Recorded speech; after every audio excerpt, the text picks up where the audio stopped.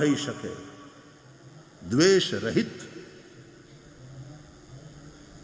ક્રોધ સારો, દ્વેષ ખરાબ. ક્રોધ હજી હારો, ક્રોધ કલ્યાણ કરી શકે.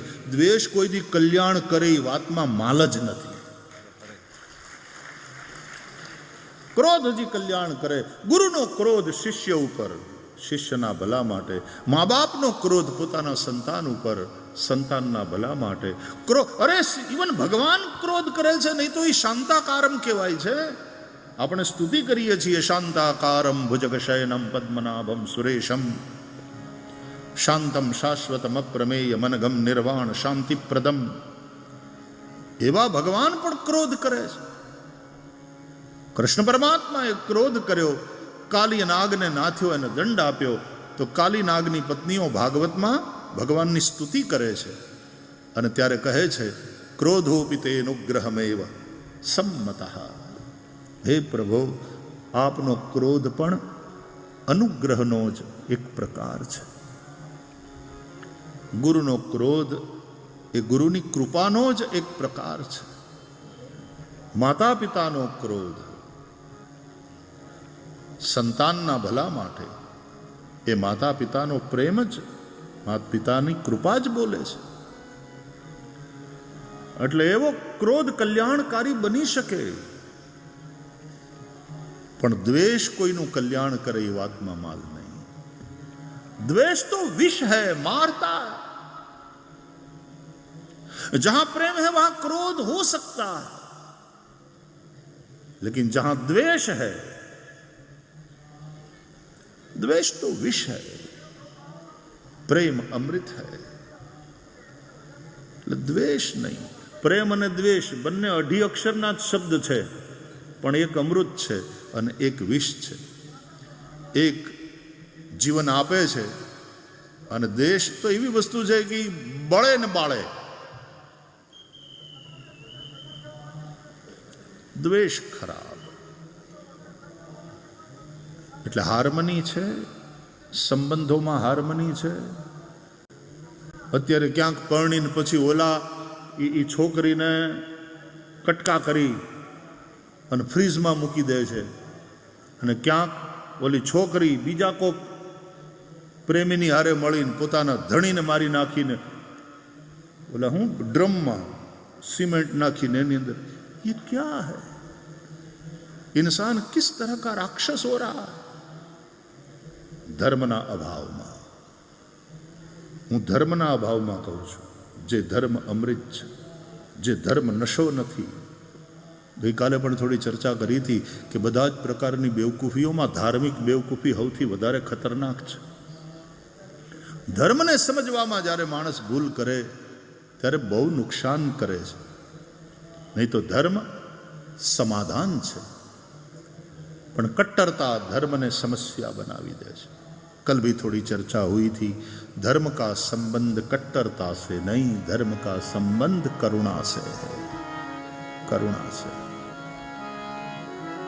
એટલે ચુસ્ત તમે ધાર્મિક બનો, ચુસ્ત સનાતની બનો, કટ્ટર નહીં.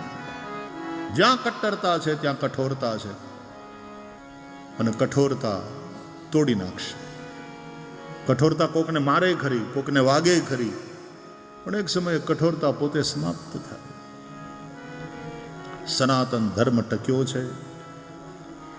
सबसे वैसे पुरातन क्या कहना उसको, ये भी सही शब्द नहीं है, क्योंकि सही शब्द ही है सनातन. क्योंकि ये पुरातन भी नहीं है, ये नूतन भी नहीं है, ये बहती नदी की भांति है. ये सनातन है, इटर्नल. અને તેથી આ ધર્મ હતો, આ ધર્મ ટક્યો છે, અને આ ધર્મ ટકશે. એનું કારણ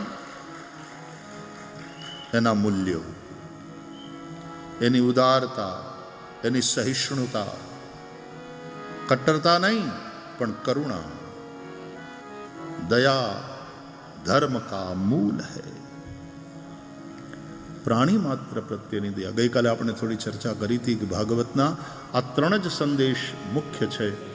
માણસનો વ્યવહાર બીજા માણસો સાથે કેવો હોવો જોઈએ, માણસનો વ્યવહાર मनुष्यतर जो जीव सृष्टि है उसके साथ कैसा होना चाहिए, और मनुष्यों का व्यवहार प्रकृति के साथ कैसा होना चाहिए. ભાગવત આ 3 સંદેશ આપે અને એટલા માટે ભાગવતનો આ સંદેશ આજે પણ સમીચીન છે. ઉલટાનો આજે તો વધારે પ્રાસંગિક છે, વધારે મહત્વનો છે. કારણ કે અત્યારે જે રીતે પર્યાવરણને લગતી સમસ્યાઓ ઊભી થઈ રહી છે, એક પ્રાકૃતિક સંતુલન ખોરવાઈ રહ્યું છે, ઋતુઓ બધી ડિસ્ટર્બ થઈ ગઈ. અમારે યજ્ઞ ઇત્યાદિ હોય, પૂજા ઇત્યાદિ હોય તો દેવતાઓને એવી પ્રાર્થના કરવામાં આવે, કાલે વર્ષતુ પર્જન્ય પૃથ્વી શસ્યશાલિની દેશોયમ ક્ષોભરહિત બ્રાહ્મણા સંતુ નિર્ભયા વા સજ્જના સંતુ નિર્ભયા काले वर्षतु पर्जन्य. समय पर वर्षा हो, पर्याप्त मात्रा में वर्षा हो और वो समय पर, नहीं तो मावठा कहेवाय. જો દિવાળી પછી આટલા દિવસ ગયા, અઠવાડિયું વહી ગયું, એ પછી જે પાછી જમાવટ થઈ, ચોમાહાને કેવું પડ્યું, તમે તો વયા ગયા હતા ને, એટલે જાણ મહેમાન ને કે ટ્રેન ચૂકી ગયો એટલે પાછા આવ્યા. એમ ચોમાહું પાછું આવ્યું. કેવી ચિક્કાર વર્ષા! એણે કેટલું મોટું નુકસાન કર્યું ખેડૂતોનું. એ ધરતીનો છોરો, એ કિસાન આટલો પરસેવો પાડે અને પછી આવા માવઠા થાય, આ પ્રકારની વર્ષા થાય તો કેટલું મોટું નુકસાન થાય છે. એટલે એવું માગવામાં આવે દેવતાઓ પાસે, કાલે વર્ષતુ પર્જન્ય, समय पर वर्षा हो, पर्याप्त मात्रा में, सुनिश्चित मात्रा में समय पर वर्षा, पृथ्वी धन धान्य से समृद्ध हो, देश क्षोभ रहित हो और सज्जन निर्भय हो. સાચી વાત કહેવામાં એને કોઈની બીક ન હોય. બ્રાહ્મણા સંતુ નિર્ભયા, સજ્જના સંતુ નિર્ભયા, નિર્ભય હો.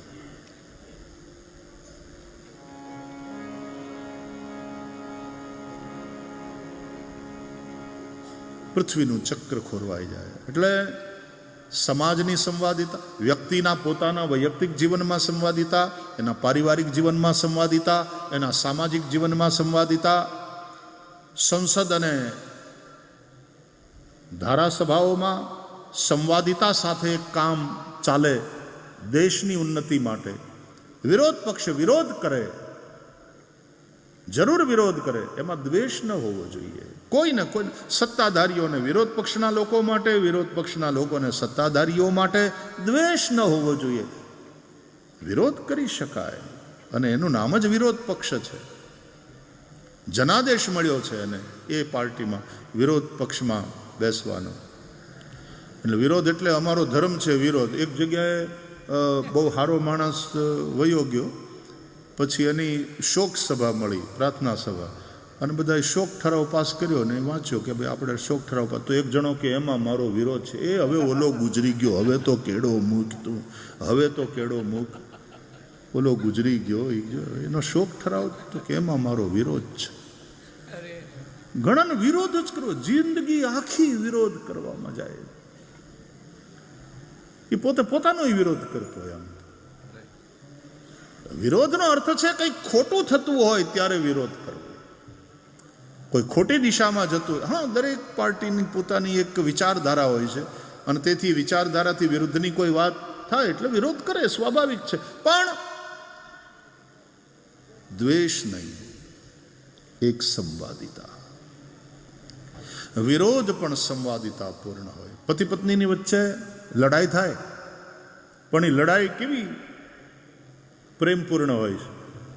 રામ અને સીતા બાંધ્યા, બોલો, પતિ પત્નીની વચ્ચે લડાઈ થઈ. આપણે ત્યાં તો એના માટેના લોકગીતો બન્યા છે. જય શ્રી કૃષ્ણ. રામ સીતા બાંધ્યા, પણ એમાંય એ લડાઈ, એ ઝઘડાના ગીતો રચાયા, એની અંદર પણ કેટલા પ્રેમની સંવાદિતા બોલે છે. લવિંગ કેરે લાકડીએ રામે સીતાને માર્યા જો. મરાય? પતિએ મરાય? પત્ની ઉપર હાથ ઉપાડાય? અને હવે અટાણના ટાઈમમાં ઉપાડી તો જોવે, પોલીસ ઉપાડી જાય, ઓલી ફોન કરે તો. સંવાદિતા ખોવાણી. અને આ ગીતમાં છે કે લવિંગ કેરી લાકડીએ રામે સીતાને માર્યા જો, અને ફૂલ કેરે દડુલીએ સીતાએ વેર વાળ્યા જો. હા, પંક્તિઓ જુઓ તમે કે લવિંગ કેરી લાકડીએ રામે સીતાને માર્યા લાકડીએથી. કઈ લાકડી? લવિંગની. લવિંગ કેવડું, વાત કેવી. લવિંગ કેરી લાકડીએ રામે સીતાને માર્યા જો, અને ફૂલ કેરે દડુલીએ સીતાએ વેર વાળ્યા જો. ફૂલ કેરે દડુલીએ. પાણો મારે પત્ની? બોલો, કાપી નાખીને ડ્રમમાં નાખી દે ને ઉપર સિમેન્ટ નાખી દે. આ નારી શક્તિ થોડી, આ તો રાક્ષસી છે. ક્યારેક પુરુષ રાક્ષસ બને છે, ક્યારેક સ્ત્રી રાક્ષસ. આમાં કોઈ સેક્સ ડિસ્ક્રિમિનેશન છે જ નહીં, જેન્ડર ડિસ્ક્રિમિનેશન એમાં છે જ નહીં. સ્ત્રી હોય કે પુરુષ, દરેકની અંદર આસુરી વૃત્તિનો પ્રવેશ થાય. તેથી રામાયણમાં ખાલી રાવણની વાત નથી, એમાં શૂર્પણખાની પણ વાત છે. ભાગવતમાં ખાલી કંસની વાત કે અઘાસુર કે બકાસુરની વાત નથી, પૂતનાની વાત પહેલા આવે છે. એટલે એમાં સ્ત્રી હોય કે પુરુષ, અંદર જ્યારે આસુરી વૃત્તિ પેદા થાય અને પછી જે કામ કરે, જે પછી ઉપદ્રવ કરે, એવાને સમાપ્ત કરવા જ પડે. તો વૈયક્તિક જીવનમાં સંવાદિતા, પારિવારિક જીવનમાં સંવાદિતા, સામાજિક જીવનમાં સંવાદિતા.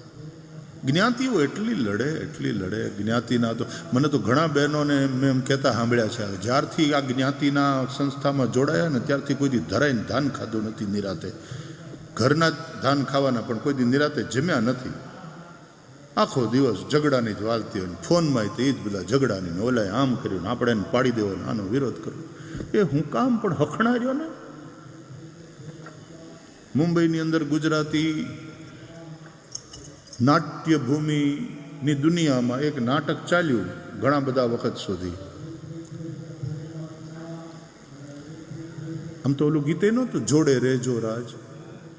ફિલ્મે આવી હતી એવી, લગભગ ફિલ્મ હતી આ ટાઇટલ ગુજરાતીમાં, જોડે રેજો રાજ. કે ગીત હતું? શું હતું?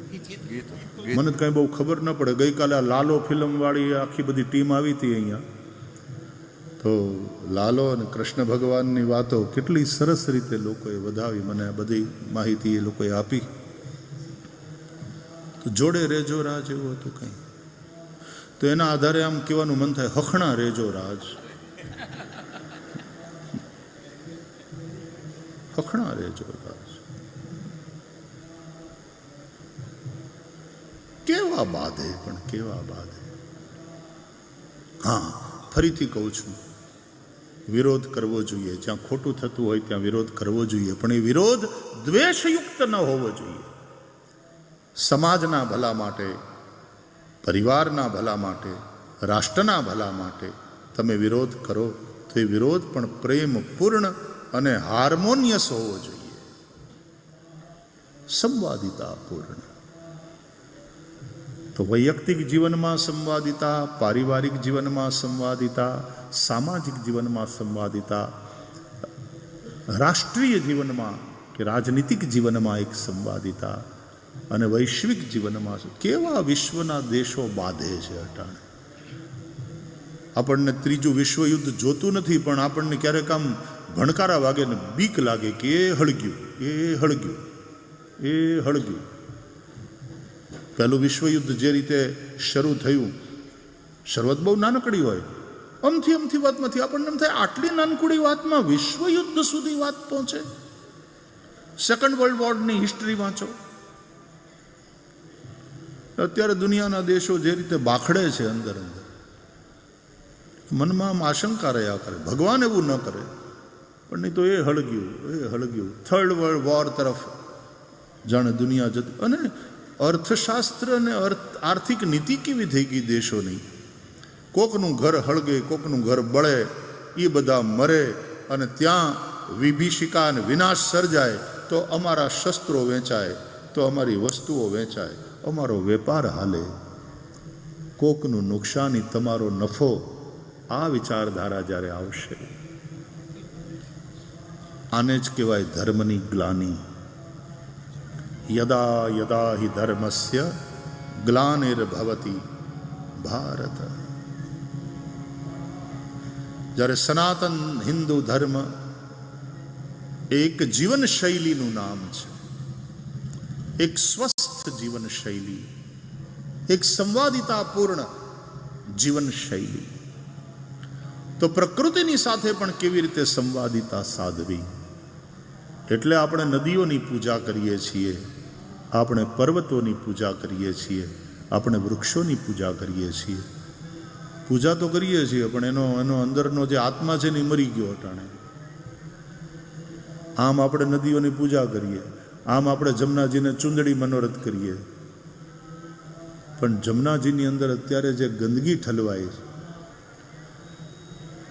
મોટી મોટી ફેક્ટરીઓ પોતાની બધી જ ગંદકી સમીપવર્તી નદીમાં વહાવે, આ હાર્મની તૂટે છે. ત્યારે ક્યાંક ને ક્યાંક આપણે ભલે ફેક્ટરીમાં હનુમાનજીનું મંદિર રાખ્યું હોય કે રાધા કૃષ્ણનું મંદિર રાખ્યું હોય, પણ આપણે કરીએ છીએ અધર્મ, બેઈમાની, ભેળસેળ. ઘણા ભેળસેળિયા તેલ વેચે, લોકોને માંદા પાડે અને પાછા હોસ્પિટલમાં દાન આપે. બોલો, ધર્માદા હોસ્પિટલમાં પોતાના નામનો વોર્ડ ખોલાવે. એ પહેલાં ભેળસેળ બંધ કર, લોકોને મારવાનું બંધ કર, માંદા પાડવાનું બંધ કર. ક્યાં દંભ મજબૂત હોતા જા રહા. પાણી હાથ ગણે ગાળીને પીવે અને લોહી ઉભે ગળે પીવે, ગરીબોનું લોહી ઉભે ગળે પીવે. ઘણા એટલા બધા ધાર્મિકો લહણ કાંદા ન ખાય, પણ લાંચ ખાય, જાણે સાત્વિક આહાર હોય એમ. દંભ હૈ. એટલે ધર્મ શબ્દ આપણે ત્યાં બહુ વિશાળ અર્થમાં છે. ધર્મ શબ્દનો એક અર્થ કર્તવ્ય એવો પણ થાય છે. કર્તવ્ય, મારું કર્તવ્ય મારા પરિવાર પ્રત્યે, મારું કર્તવ્ય મારા સમાજ પ્રત્યે, મારું કર્તવ્ય મારા રાષ્ટ્ર પ્રત્યે, મારું કર્તવ્ય માનવતા પ્રત્યે, મારું કર્તવ્ય પ્રકૃતિ માતા પ્રત્યે. કર્તવ્ય કર્તવ્ય આ કર્તવ્યનું પાલન, એનું નામ ધર્મ. અને કર્તવ્યનું પાલન તો ન કરે, ઉલટાનું નુકસાન કરે, કૃતજ્ઞ ન બને, બડા પાપ હૈ. આ કૃતજ્ઞતા બહુ મોટું પાપ છે. ઈશ્વરે આપણને માનવ જન્મ આપ્યો, મહામૂલો છે. રામચરિત માનસમાં ગોસ્વામી તુલસીદાસજી લખે છે, એવો માનવ દેહ આપણને મળ્યો છે.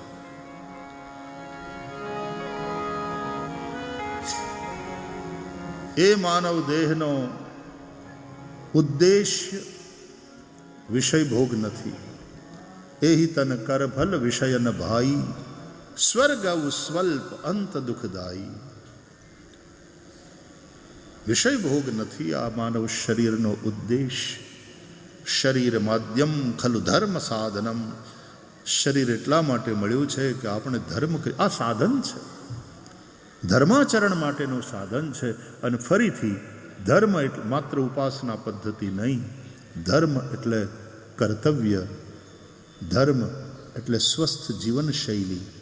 અને એવા એ શરીરથી હાર્મની તૂટે એવું કંઈક કરવું, એવા એ શરીરથી કૃતજ્ઞતા કરવી પાપ છે. કૃતજ્ઞ બનો. ગઈકાલે આપણે ગીતા જયંતિ ઉજવી, ચર્ચા આપણે કરી. વૈશ્વિક ગ્રંથ છે, ભગવદ્ ગીતાનો જ શ્લોક છે. આપણે સૌ ગાઈએ, ચાલો એકવાર. બધાને ગીતા તો કંઠસ્થ નહીં હોય તો હૃદયસ્થ તો છે જ. ગાઈશું, સૌ ગાઓ. સહયજ્ઞ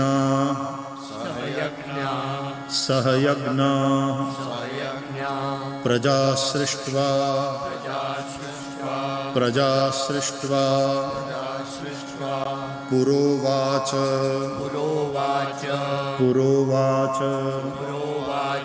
પ્રજાપતિ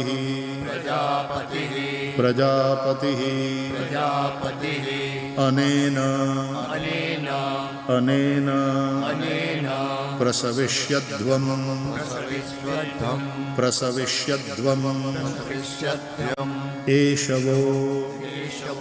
એષવો સ્ત્વિષ્ટકામધુક. કહે છે પ્રજાપતિએ, બ્રહ્માજીએ આ સૃષ્ટિની રચના કરી. સહયજ્ઞ પ્રજા સૃષ્ટવા,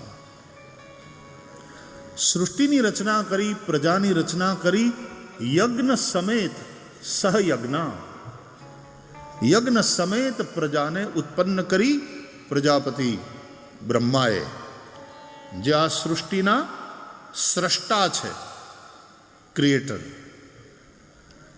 અને પછી પ્રજાને કહ્યું કે અનેન પ્રસવિષ્યધ્વમ એષવો સ્ત્વિષ્ટકામધુક. આ યજ્ઞ દ્વારા તમે યજન કરો. તમારું જીવન યજનમય હોવું જોઈએ.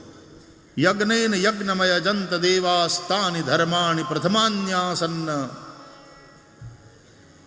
તમારું જીવન યજનમય હોવું જોઈએ. યજન કરો, યજન કરો. આખું જીવન યજ્ઞમય હોય. તમારું પ્રત્યેક કર્મ યજ્ઞની ઊંચાઈને આંબે.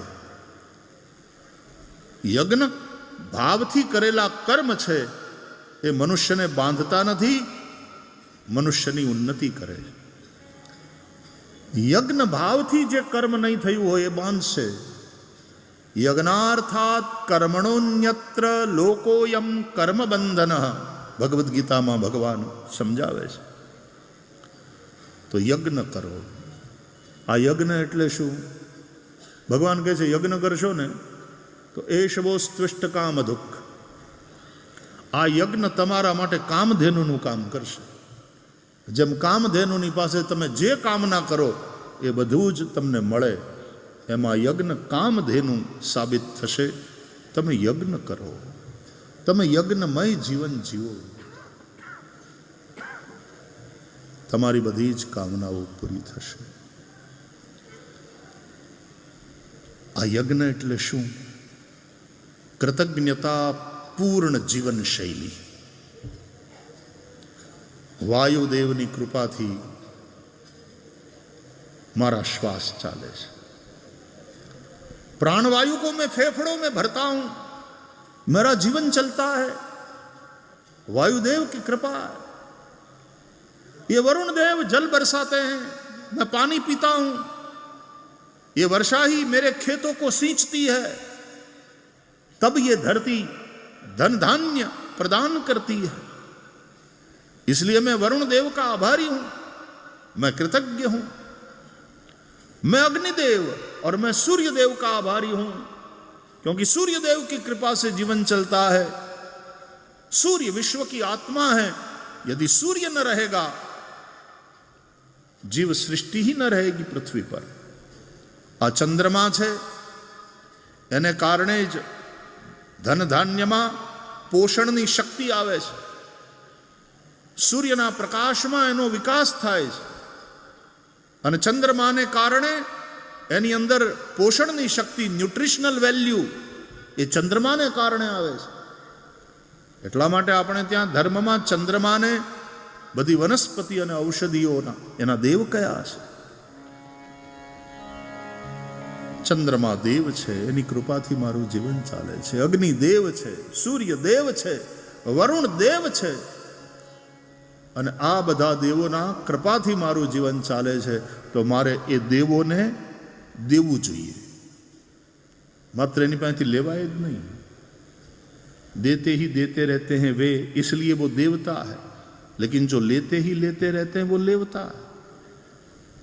और जिससे लेते हैं उसको थैंक यू भी नहीं बोलते, उसके प्रति कृतज्ञता का भाव ही नहीं है। केवल खाओ पियो मजा करो, केवल अपने ही स्वार्थ में, यही असुर है। गई काले आपने જોયું હતું કે અસુર એટલે ભૌતિકવાદી વિચારધારા અને જેની જીવન શૈલી છે, એ લોકો શોષણ કરવા ઉપર જ ધ્યાન આપતા હોય। કેમ લઈ લેવું, કેમ લઈ લેવું, ધરતી પાસેથી કેમ લઈ લેવું, કોલસા કાઢી લ્યો, ઓઇલ કાઢી લ્યો, સોનું કાઢી લ્યો, ચાંદી કાઢી લ્યો, તાંબુ કાઢી લ્યો, લઈ લેવું। ધરતીને પણ ગાય, ગોનો એક અર્થ થાય ધરતી, પૃથ્વી, ગો એટલે ગાય, ગો એટલે પૃથ્વી। એમ જેમ ગાયોનું શોષણ, એમ પૃથ્વીનું શોષણ કરવા ઉપર આપણે ઉતર્યા છીએ। આ ભોગવાદી વિચારધારા આખા વિશ્વને નુકસાન કરશે। ત્યારે આ વ્યાસપીઠો સતત સમાજને જગાડે છે, જાગો જાગો, અભી ભી સંભલ જાઓ, अभी भी संभल जाओ, अभी भी वक्त है। किस प्रकार की पृथ्वी तुम आने वाली पीढ़ी को दे करके जाने वाले हो? आने वाली पीढ़ी के लिए पृथ्वी जीने लायक रहेगी भी कि नहीं? तुम्हारी ये भोगवादी विचारधारा, ये कृतघ्नता तुम्हारी, ये राक्षसी वृत्ति, ये आसुरी वृत्ति तुम्हें भी विनाश की ओर ले जाएगी। समाज का, प्रकृति का, विश्व का बहुत बड़ा नुकसान करती है। અને એટલા માટે સતત વ્યાસપીઠો એક સંદેશ આપ્યા કરે છે। ગળા ફાડી ફાડીને બોલતા રહી, આજ 55 વર્ષ થઈ ગયા બોલતા બોલતા બોલતા। हम अपना काम करते हैं, वावी देवानो, જ્યાં ધરતી